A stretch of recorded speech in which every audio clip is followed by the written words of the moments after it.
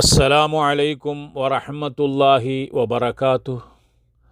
അൽഹംദുലില്ലാഹ് അലാ നിഅമിഹിൽ ലാഹിറതി വൽ ബാത്തിന അദ്ദീനിയതി വദ്ദുനിയവിയ്യ അല്ലദീ യസ്സറ അലാ ഇബാദിഹി വബയ്യന ലഹുമുൽ അഹ്കാമ ഫീ കിതാബിഹി വസുന്നതി റസൂലിഹി വഅശ്ഹദു അൻ ലാ ഇലാഹ ഇല്ലല്ലാഹു വഹ്ദഹു ലാ ശരീക ലഹു وأشهد أن سيدنا ونبينا وقائدنا محمدا عبده ورسوله صلى الله وسلم عليه وعلى آله وصحبه أجمعين أما بعد.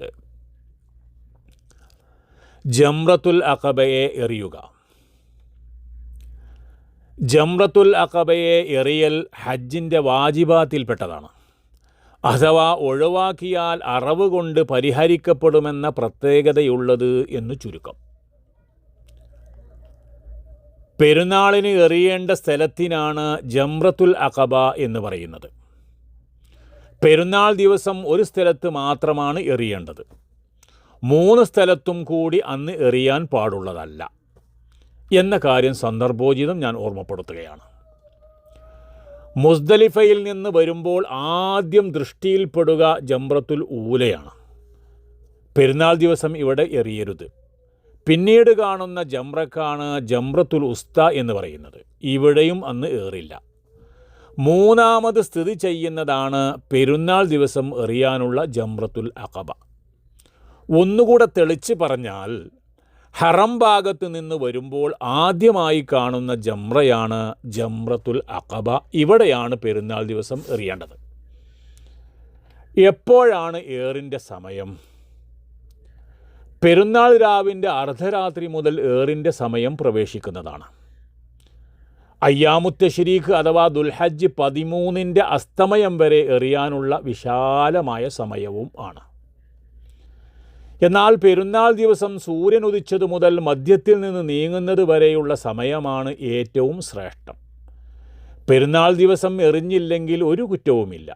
അയ്യാമുത്ത് തശ്രീഖിൻ്റെ ഏത് ദിവസം എറിഞ്ഞാലും മതി എന്ന് ചുരുക്കം. ഖളാ ആവുകയില്ല എന്ന പ്രത്യേകത കൂടി ഇതിനുണ്ട്. പെരുന്നാൾ ദിവസം സൂര്യാസ്തമയത്തിനു മുമ്പ് എറിയാൻ സാധിച്ചാൽ ഉത്തമ സമയം ലഭിച്ചു എന്ന് മനസ്സിലാക്കാം. മുസ്ദലിഫയിൽ നിന്ന് ജംറയിലെത്തുമ്പോൾ ശക്തമായ തിരക്ക് കാരണമോ മറ്റോ എറിയാൻ പ്രയാസമുള്ള സമയമാണെന്ന് ബോധ്യം വന്നാൽ പിന്നെ ഉടനെ മിനയിലെ തമ്പിലേക്ക് മടങ്ങി അവിടെ താമസിക്കുക. പിന്നീട് സാവകാശം രാത്രിയോ മറ്റോ തിരക്കില്ലാത്ത സമയം നോക്കി എറിയലായിരിക്കും ഏറെ സുഖകരം. പെരുന്നാൾ ദിവസം ജംറത്തുൽ അഖബയെ എറിയൽ രാവിലെ തന്നെ നിർവഹിക്കൽ നിർബന്ധമാണെന്ന ഒരു തെറ്റായ ധാരണ പലർക്കുമുണ്ട്. അത് തികച്ചും ശരിയല്ല എന്ന കാര്യം ആവർത്തിച്ച് ഞാൻ ഓർമ്മപ്പെടുത്തുകയാണ്. ജംറത്തുൽ അഖബയെ എറിയേണ്ടത് എങ്ങനെയാണ്? വിശുദ്ധ മക്ക ഇടതുഭാഗത്തും മിന വലതുഭാഗത്തുമാക്കി ജംറയിലേക്ക് തിരിഞ്ഞു നിന്ന് കൈ ഉയർത്തി എറിയലാണ് ശ്രേഷ്ഠത. എന്നാൽ സ്ത്രീകൾ കൈ ഉയർത്തരുത്. ഓരോ കല്ലെറിയുമ്പോഴും തക്ബീർ ചൊല്ലൽ സുന്നത്തുണ്ട്. ഇതോടുകൂടി ഇതുവരെ ചൊല്ലിയിരുന്ന തൽബിയത്തിൻ്റെ സമയം അവസാനിച്ചു. ഇനി തക്ബീർ വർദ്ധിപ്പിക്കുകയാണ് വേണ്ടത്. എന്തൊക്കെയാണ് ഏറിൻ്റെ നിബന്ധനകൾ? 7 കല്ലുകൾ 7 തവണകളായി നിശ്ചിത സ്ഥലത്ത് എറിയൽ നിർബന്ധമാണ്. എറിയുന്നതിന് പകരം കല്ലുകൾ ജംറയിൽ വെച്ചാൽ മതിയാവുകയില്ല. 7 കൂടി ഒരുമിച്ചെറിഞ്ഞാലും ശരിയാവുകയില്ല. ജംറയുടെ വളച്ചു കെട്ടിയ ചെറിയ ചുവരിൻ്റെ ഉള്ളാണ് നിശ്ചിത സ്ഥലം. ഇപ്പോൾ ഒരു തോണി പോലെയാണ് അതിൻ്റെ രൂപം. എറിയുമ്പോൾ അതിൻ്റെ നടുവിലുള്ള തൂണോ ചുറ്റുമുള്ള ചുവരോ ലക്ഷ്യം വെക്കരുത്. എറിഞ്ഞ കല്ല് യഥാസ്ഥാനത്ത് എത്തിയോ എന്ന് സംശയിച്ചാൽ അത് മടക്കി എറിയുക തന്നെ വേണം.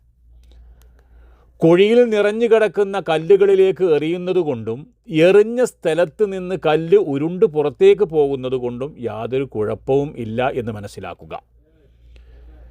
പെരുന്നാൾ ദിവസം ജംറത്തുൽ അഖബയിൽ എറിയാൻ സാധിക്കാത്തവർ അടുത്ത ദിവസം എറിയുമ്പോൾ പ്രസ്തുത ഏറ് അന്നത്തെ ദിവസത്തെ ഏറിന് മുമ്പ് നിർവഹിക്കേണ്ടതാണ് എന്ന കാര്യം പ്രത്യേകം ഓർക്കേണ്ടതാണ്.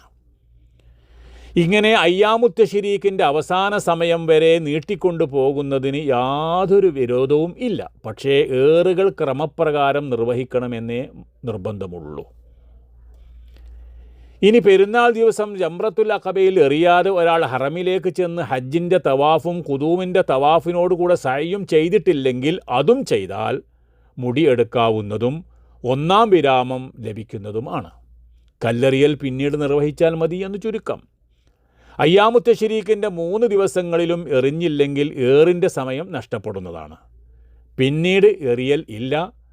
ഏറ് ഒഴിച്ചതിനുള്ള ഫിദിയാണ് പിന്നെ നിർബന്ധമാകുക. നല്ല കാര്യങ്ങളിൽ സഹായികളാവാൻ എല്ലാവർക്കും സർവാധിനാഥൻ തൗഫീക്ക് നൽകി അനുഗ്രഹിക്കുമാറാകട്ടെ എന്ന പ്രാർത്ഥനയോടെ വാഖിറു ദഅ്വാനാ അനിൽ ഹംദുലില്ലാഹി റബ്ബിൽ ആലമീൻ. അസ്സലാമു അലൈക്കും വറഹ്മത്തുള്ളാഹി വബറകാതുഹു.